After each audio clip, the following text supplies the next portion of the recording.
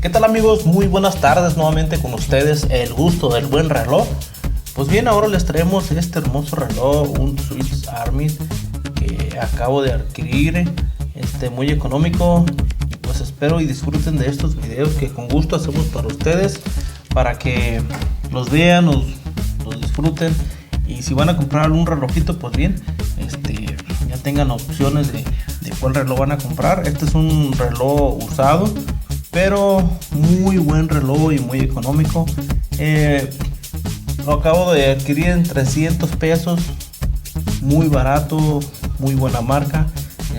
Da su tiempo exacto y pues es un reloj que vale la pena, porque no es un reloj patito, es un reloj ya de marca. Y pues para regalar está excelente, para usarlo en el trabajo, para que se termine sin miedo a nada de que se estropee, que se vaya a hacer daño. Y pues es un reloj duradero y excelente reloj para que lo uses.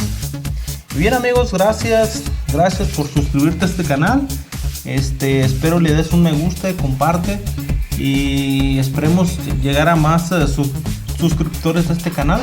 Y dar las gracias y hasta la próxima. El gusto del buen reloj, pues disfruten de este hermoso video. Gracias y hasta la próxima.